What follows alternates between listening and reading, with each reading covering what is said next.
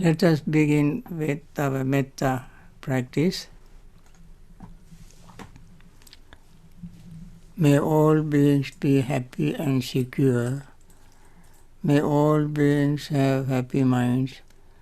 Whatever living beings there may be, without exception, weak or strong, long, large, medium, short, subtle or gross, visible or invisible, living near or far, born or coming to birth, may all beings have happy minds. Let no one deceive another, nor despise anyone anywhere. Neither from anger nor ill will should anyone wish harm to another.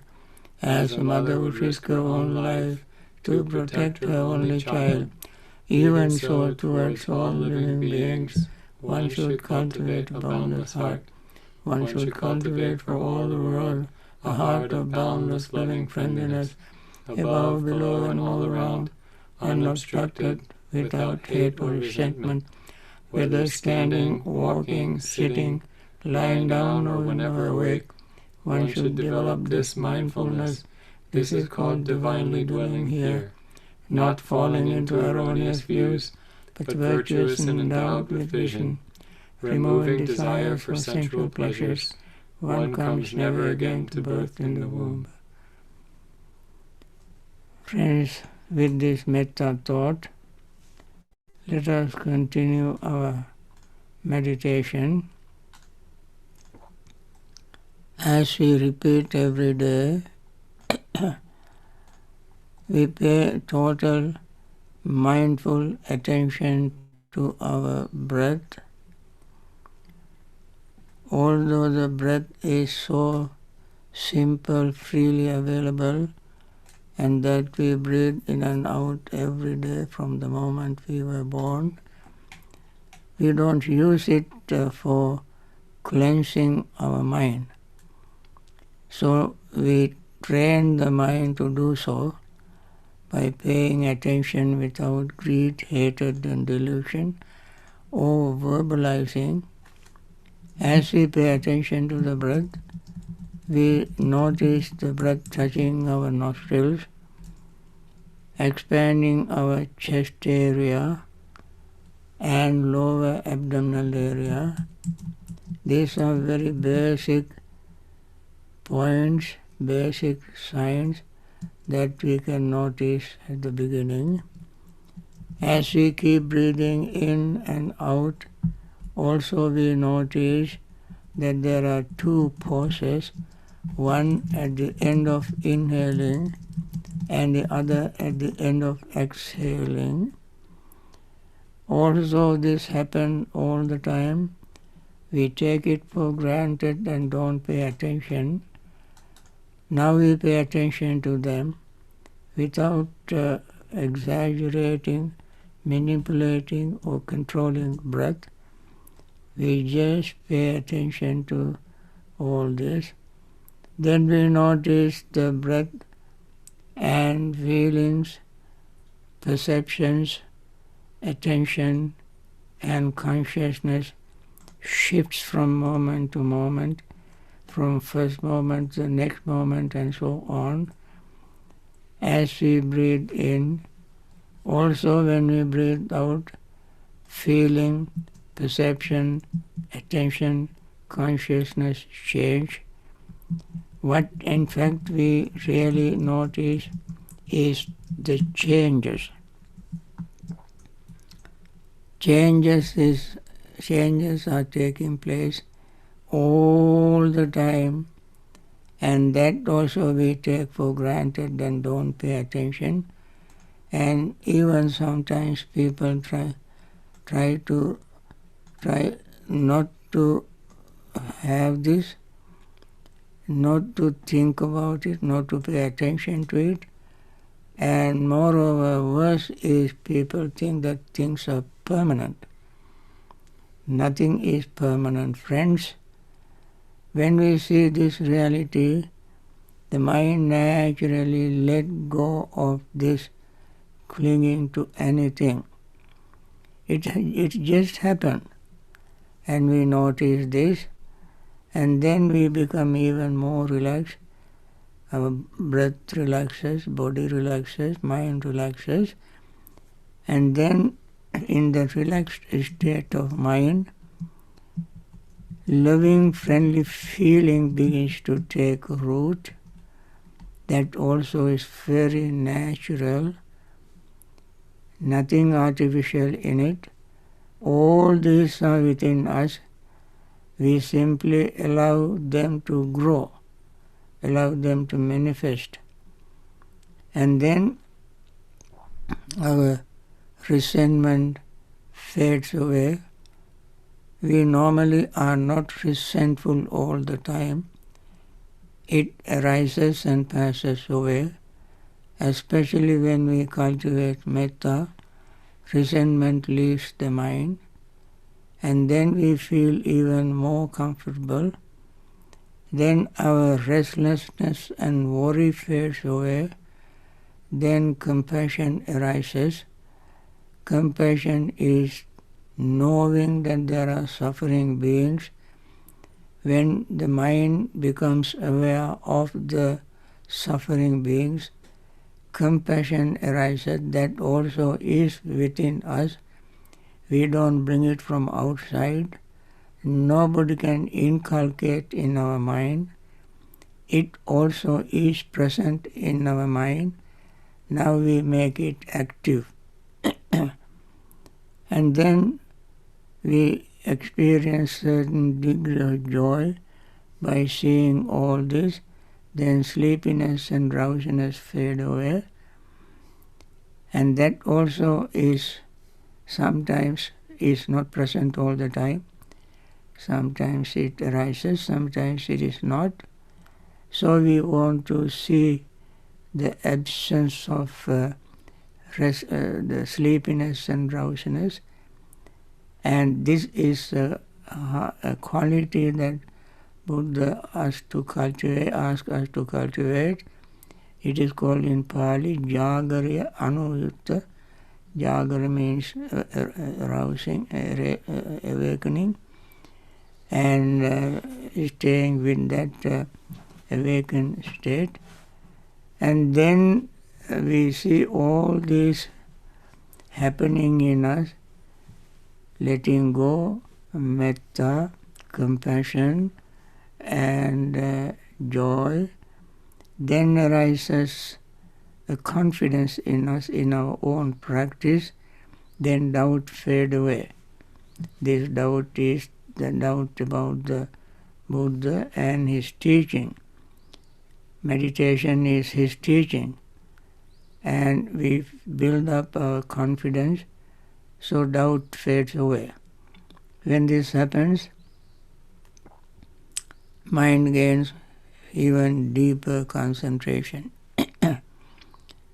Then what is left for the mind to concentrate on? In fact, mind is changing, appearing, disappearing. That is one thing we notice. Feeling, perception, thought and consciousness appear and disappear. That is another. And all our aggregates, all our sensations appear and disappear.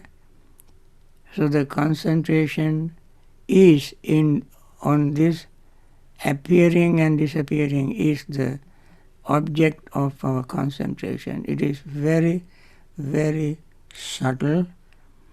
Only when you continuously mindful can we notice this change, impermanence, and impermanence itself is a subject of our concentration. No other object, because everything is appearing, disappearing, appearing, disappearing. So appearing, disappearing is the object of our concentration.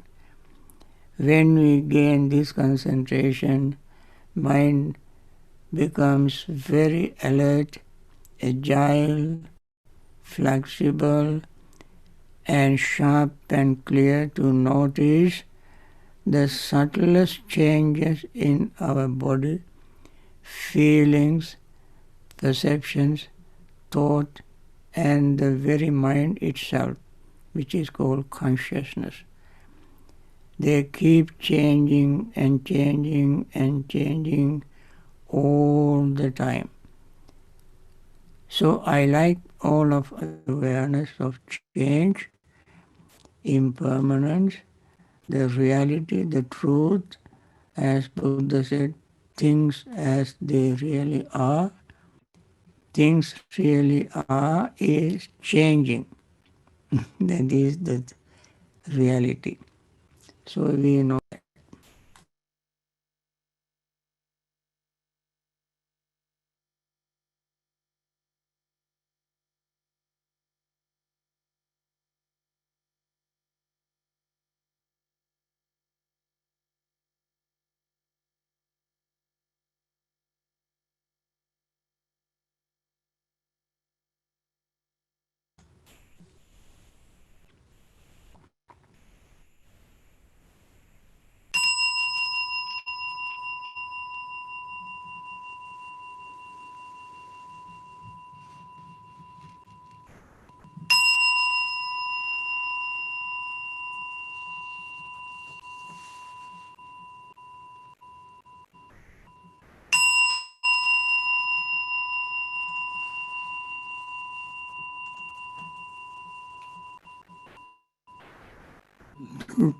Dukkha niddukkha bhaya nibhaya soka nisoka hontu sabbe pipanino. May the suffering be free from suffering.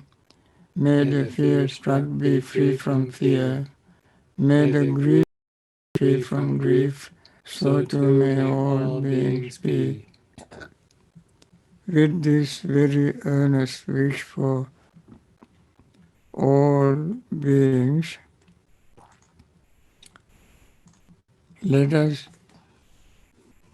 focus our mind on the theme of our talks.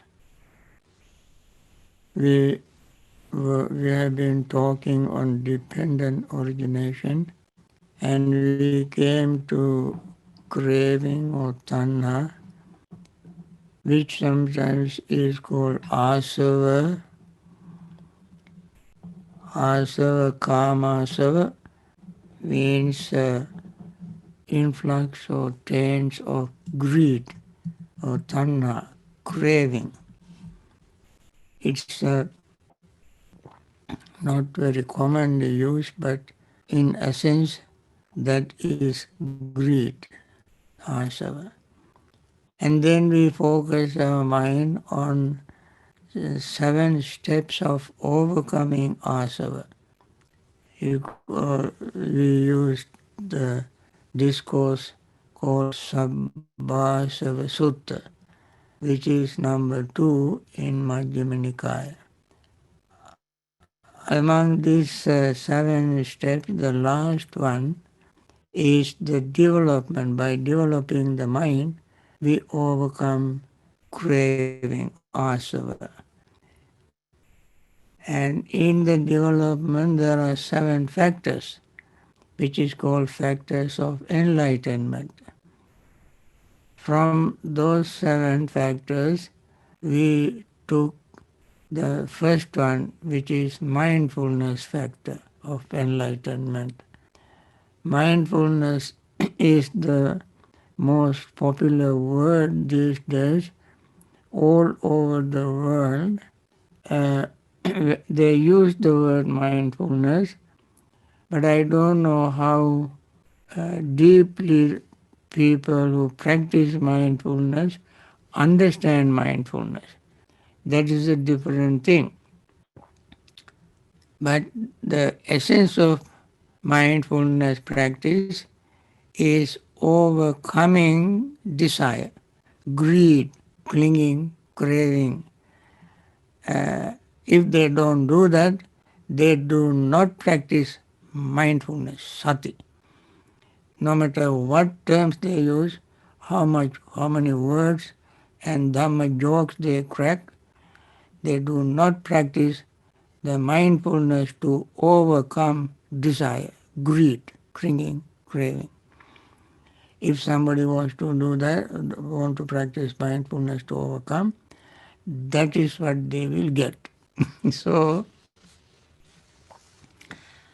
number two, and I did not go into great details of mindfulness last time, and nor do I have planned to do that today, because mindfulness itself is a huge, huge subject. In order to uh, come to an end of this series of talks, I briefly mentioned what mindfulness was, and details you find in the four foundations of mindfulness: mindfulness of breathing, mindfulness of body, Kayagata Sati, Anapana Sati Sutta, and Satipatthana Sutta, Mahasatipatthana Sutta. These are places where you find details of the practice of mindfulness in the root texts. And secondary or tertiary material you can find in modern books on mindfulness.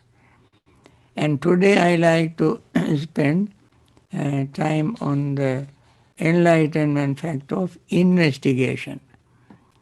And I cannot put it as precisely, clearly, succinctly as the Buddha has put. I just have to repeat it.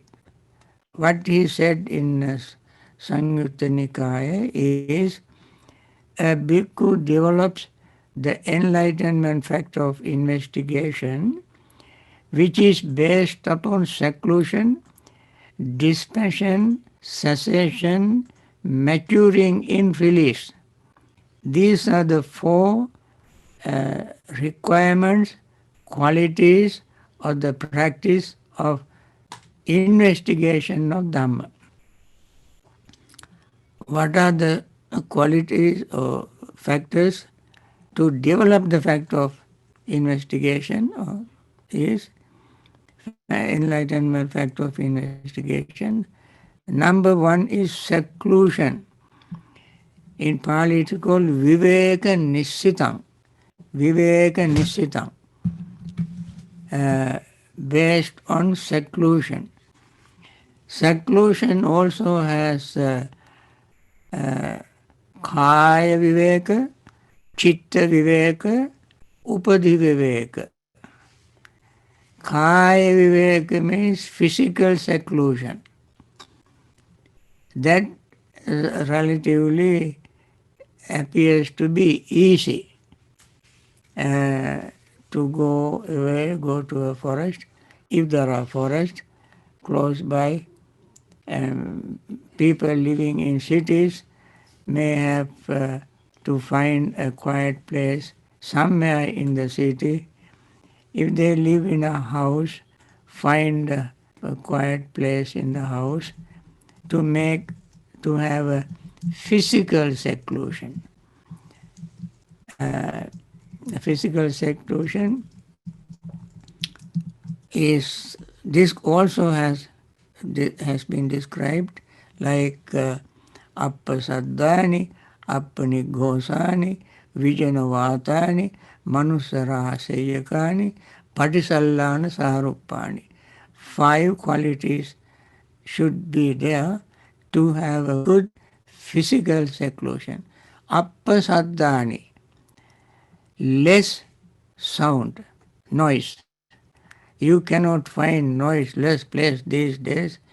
If nothing else, you even can hear airplane flying over your head, or gunshot, or bomb. A natural sounds like birds singing, squirrels, fox, and so forth, animals sound. So you don't find any soundless place, but you can find less sound place where this lesson, sappasaddhani. And Buddha was so precise, appasaddha means less sound, less noise. Appasaddhani, appanigghosani, big noises like people in the marketplace, in shopping malls and so forth, they make big noise. Avoid those places. And game where children play games and so forth.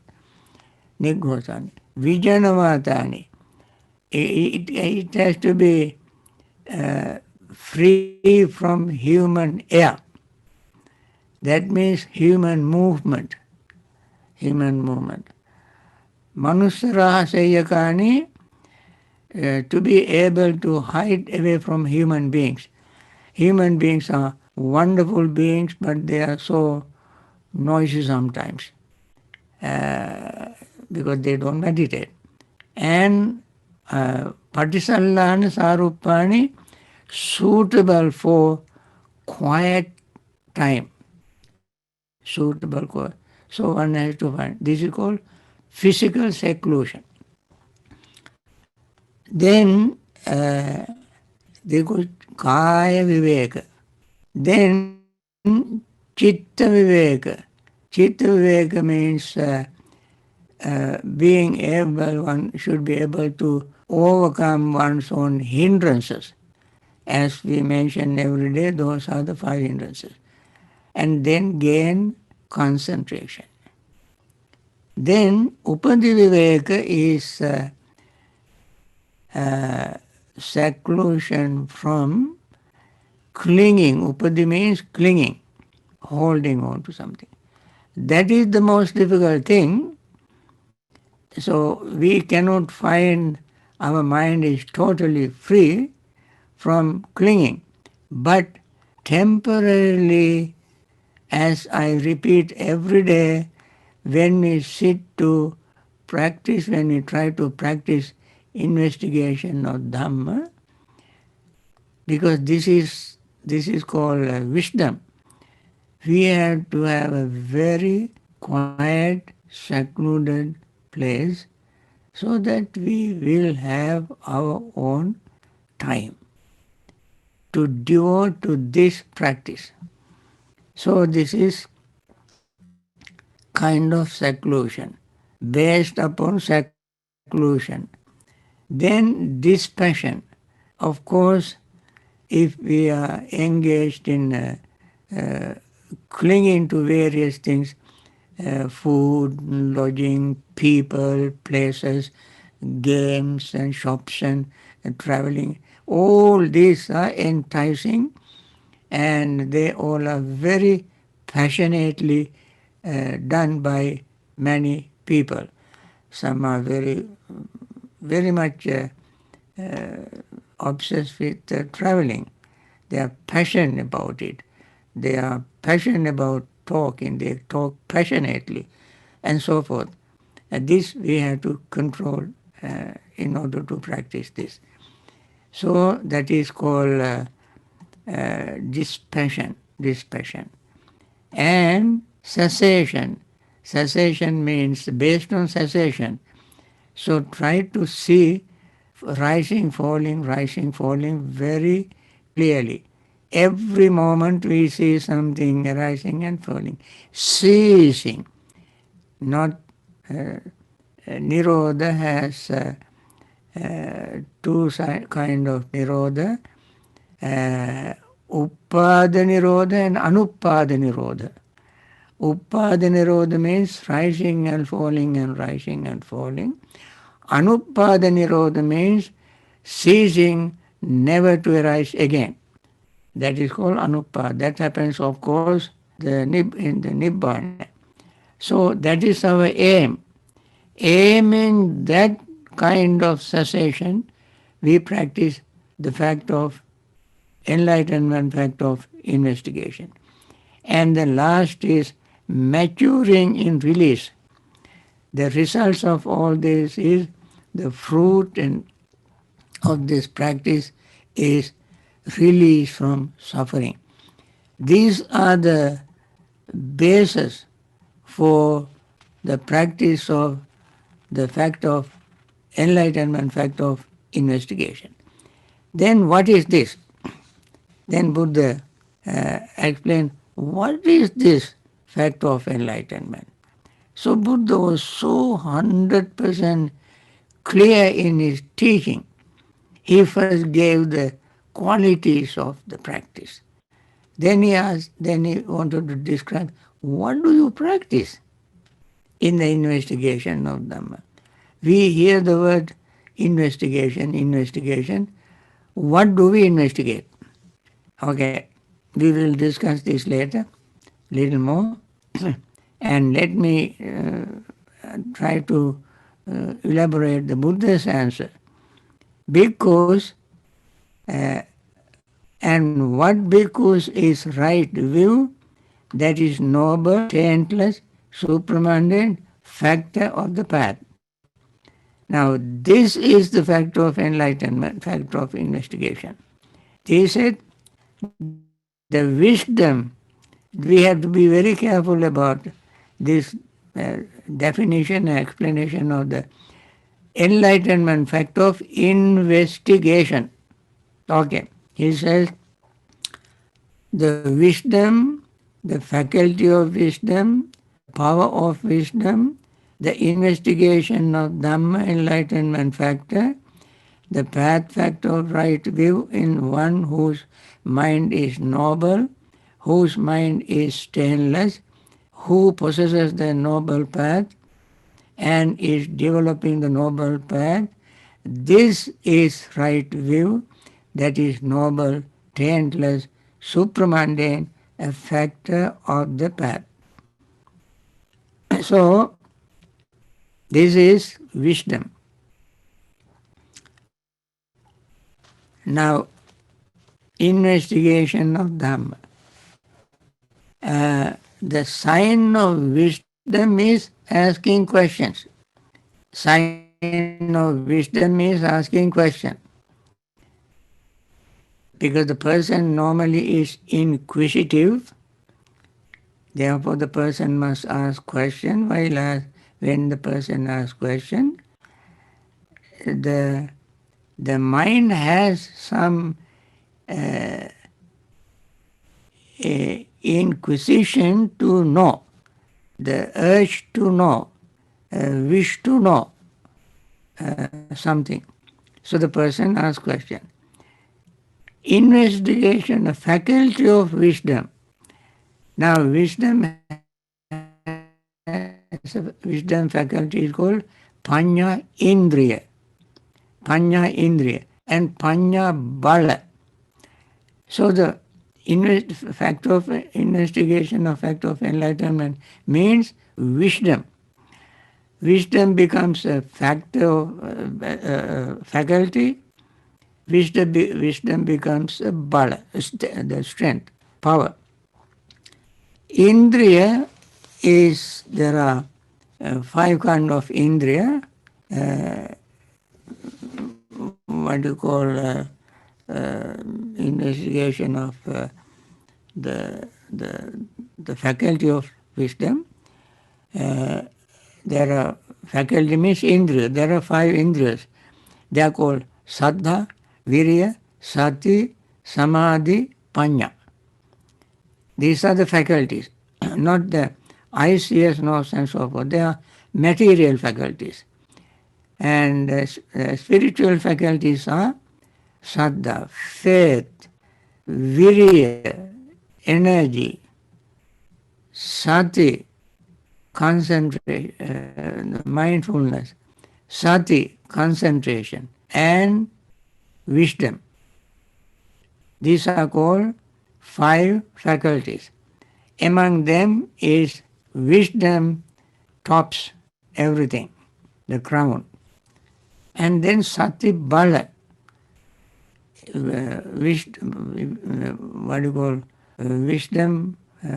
bala, the strength or power.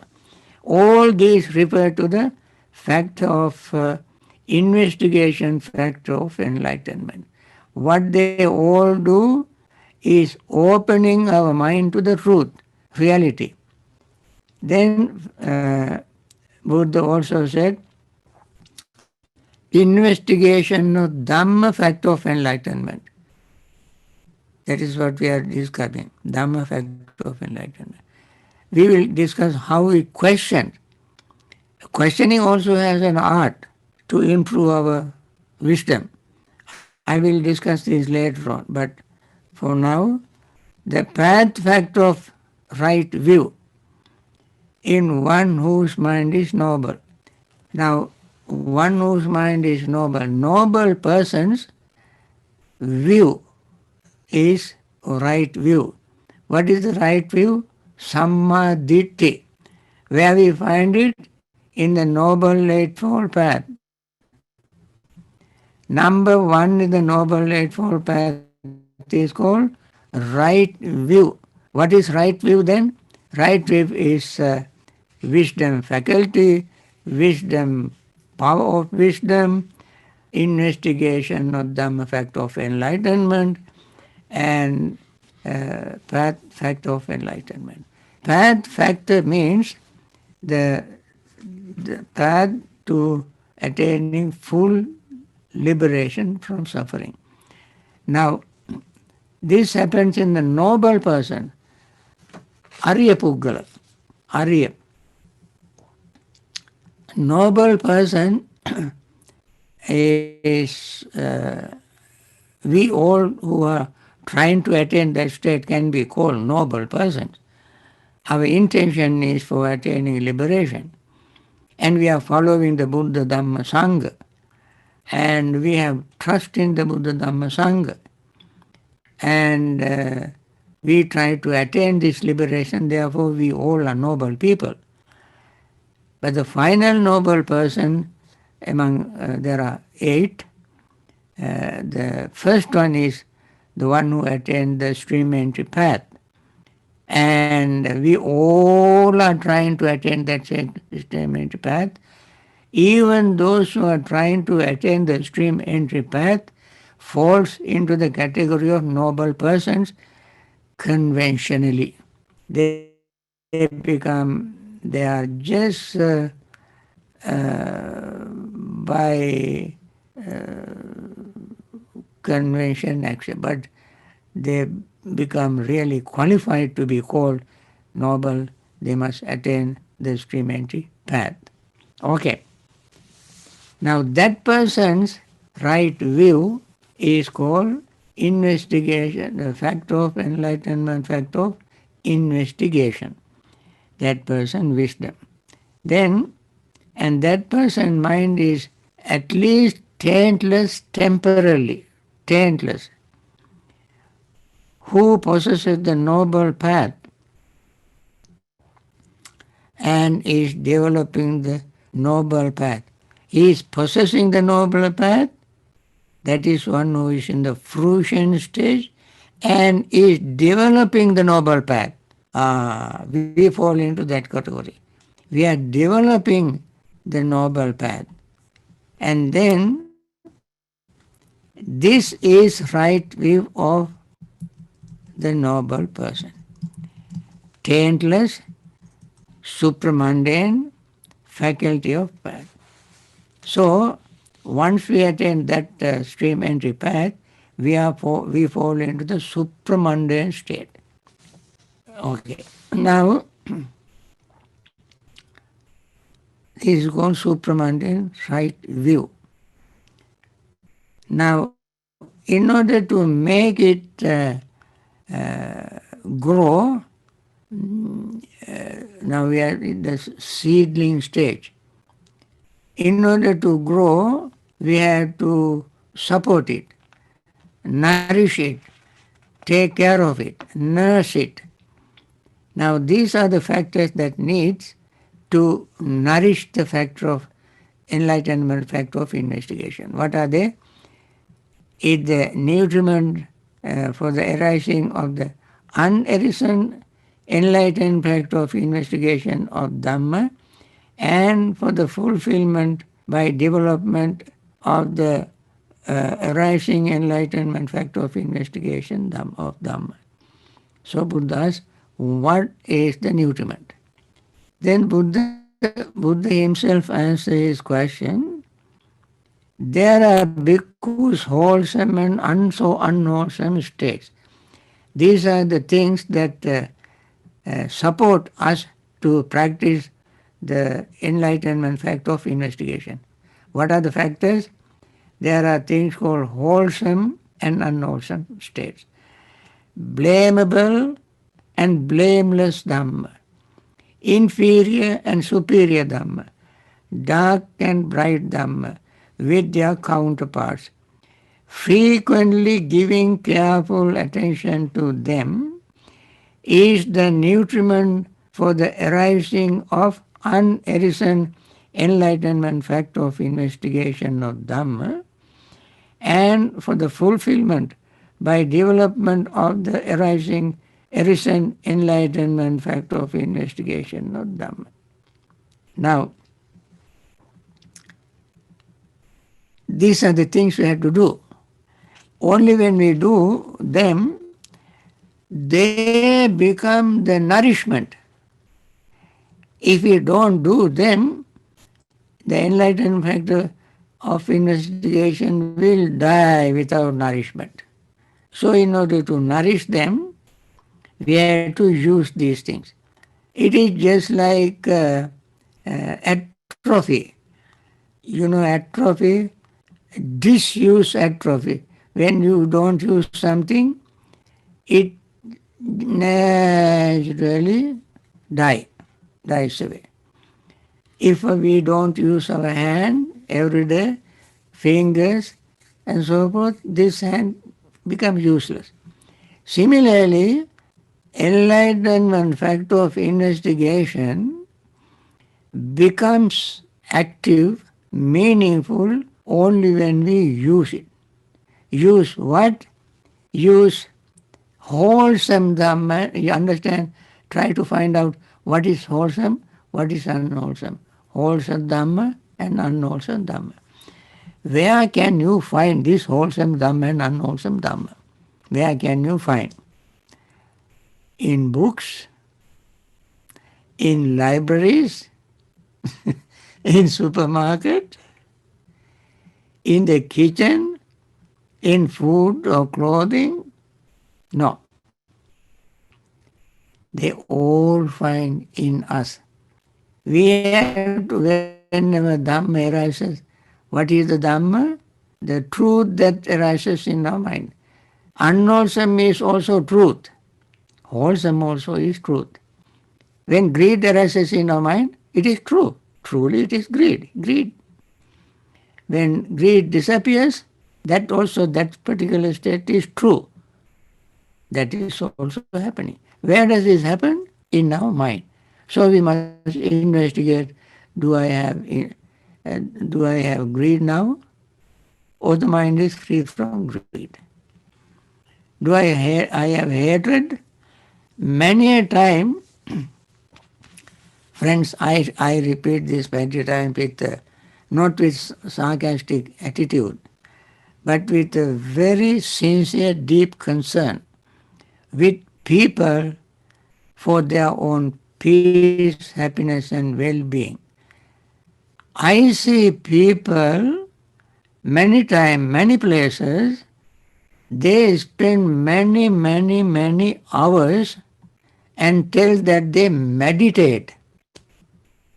They meditate. But they don't look at their anger inside, their hatred inside, their greed inside, their jealousy inside, their fear inside. They don't look at them. So the investigation of Dhamma, factor of enlightenment, is to look at their mind very honestly, sincerely, to find when certain mental state arises, and that is what the Buddha said here, with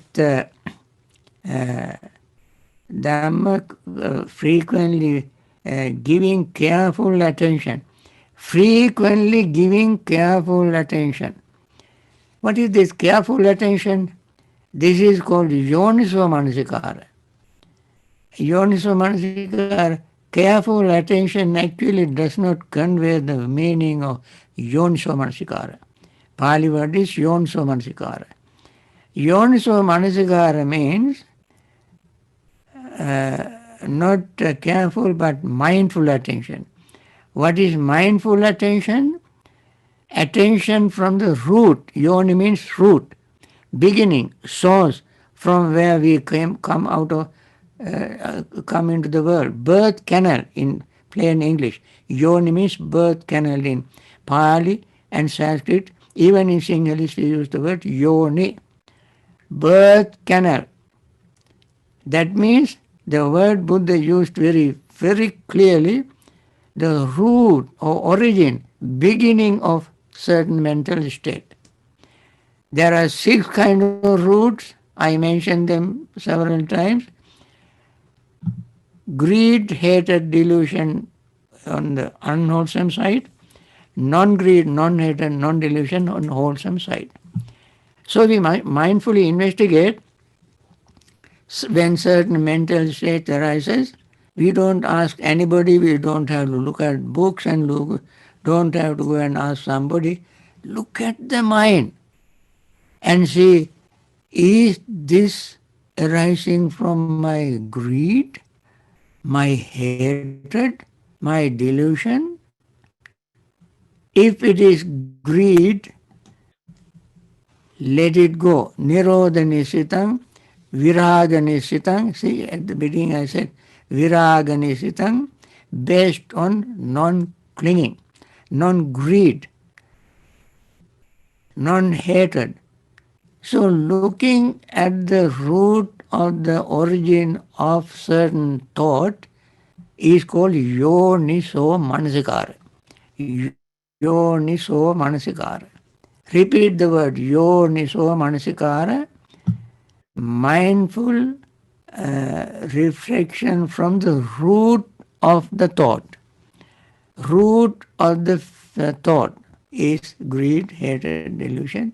Non-greed, non-hatred, non-delusion. Now this is how we learn to investigate the Dhamma.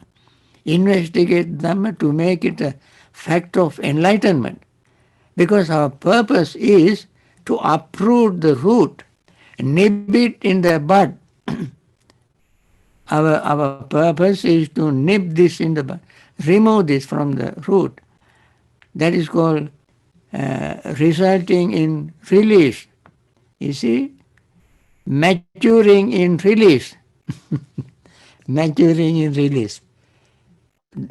Destroying this desire. Don't try to give you an excuse that the greed is unremovable, it is permanent. Nobody can exist without greed. That is not true. Buddha did that, practiced it, experienced it, and from his personal experience he taught. So, we are not suggesting anybody to remove greed all of a sudden in one sitting. But this is how we chip off little bit at a time, little bit at a time, little bit at a time. And one day, our investigation of Dhamma factor of enlightenment, factor of investigation, will be complete. And wisdom arises right view. So, with this I like to conclude this talk. I have not finished the investigation of Dhamma yet. This is just the first talk on that. Because this itself is a very big subject. Very big subject. Friends, with this I want to conclude this morning session. And I'm so happy that you all came. I hope more people learn Dhamma and more people practice Dhamma and more people liberate from suffering. Now our aim also is to help those people who are suffering from COVID-19.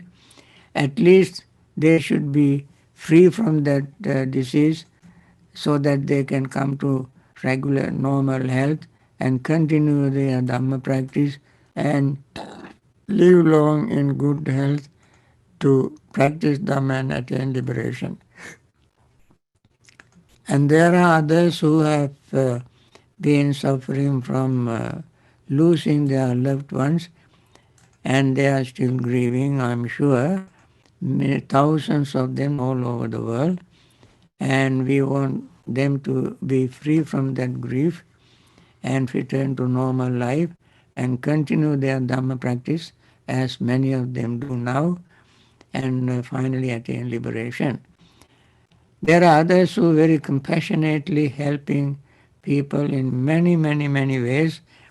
They are especially doctors, nurses, hospital assistants, and many pharmaceutical companies trying to introduce something like good vaccine and so forth. They are doing very wonderful, noble, selfless service.